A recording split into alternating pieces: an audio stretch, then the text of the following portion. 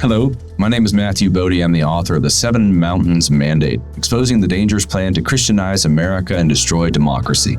In this video, I'd like to talk about the mountain of government.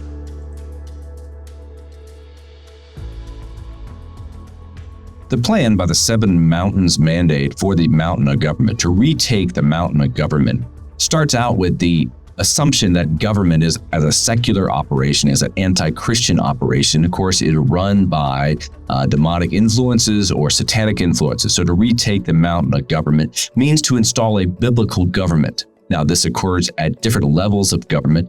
As you may know, there's a history of conservative Republican ideas of limiting federal government and limiting government power. That is certainly true at the federal level.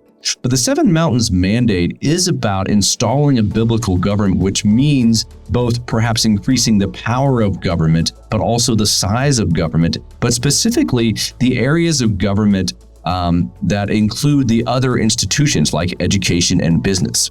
And so installing a biblical government means both directing policies and laws based upon biblical values, but also installing a biblical government means installing a minority of people who are Christian or a certain segment of Christians to run government. It does not mean necessarily having a majority rule in a democratic way, that is, a majority of a state or city are Christians. It means installing individuals who would then have power over those governments to install a biblical form of government.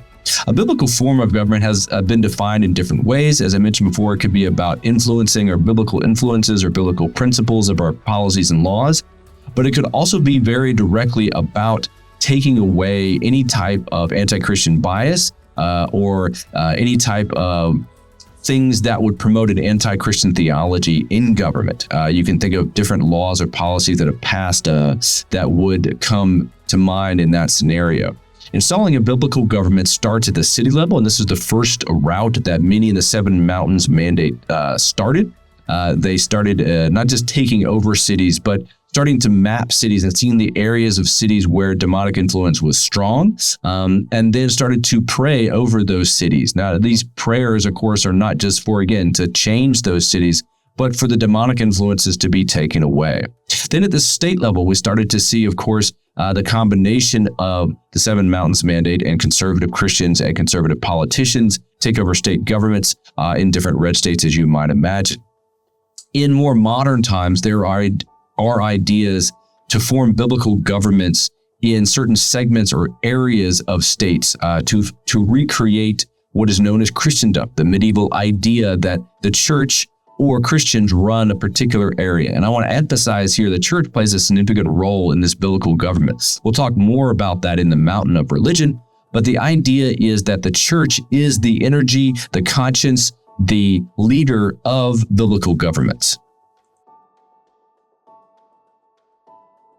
In Turning Point USA's version of the Seven Mountains Mandate, specifically the mountain of government, there is both a fear of blue states expanding their power, expanding their reach, expanding their influence over other states, and a strengthening of those red states to stop the blue states from coming over, but strengthening the biblical government of those red states. We see this kind of division happening in words that Charlie Kirk, the founder of Turning Point, has said in the past, that he fears California coming to other states, specifically Oklahoma and Georgia. One of his pastors, Rob McCoy, has talked about, he is from California, and he has talked about, again, Georgia being influenced by California and what all the policies that California has passed that are Democratic or blue policies. This division has created the idea, again, that there are states in America where the Seven Mountains Mandate is more powerful, more influential, but they're also suggesting those red states, right, should become redder, should be even more interested in forming biblical governments, that the Republicans there should not just be interested in governing all people, but should be interested in governing in a Christian way. These two ideas are the key strategy for Turning Point USA's version of the Seven Mountains Mandate. The fear of blue states promoting more and more Christianize biblical government in the red states. This idea has been labeled by scholars as telling states or labeling states as laboratories of anti-democracy. And that plays on an old phrase often used in the 70s and 80s, the calling states laboratories of democracy, that they would create policies and ideas that eventually would work their way to the federal government. We saw that in California in many different ways. But laboratories of anti-democracy means that they want to, the advocates of the Seven Mountains Mandate, want to install biblical governments in these red states. I think there are two important questions you consider when thinking about the mountain of government within the Seven Mountains Mandate. The first is, what is the role of government promoting moral values? Or specifically, what are our national values in a democracy? How are they created? How are they brought to bear on our government? The second question is, we often hear politicians when they win say that they have a mandate from the voters to do X, Y, and Z. What is the Christian mandate from the Seven Mountains Mandate movement, and how do they define what they want to do with government?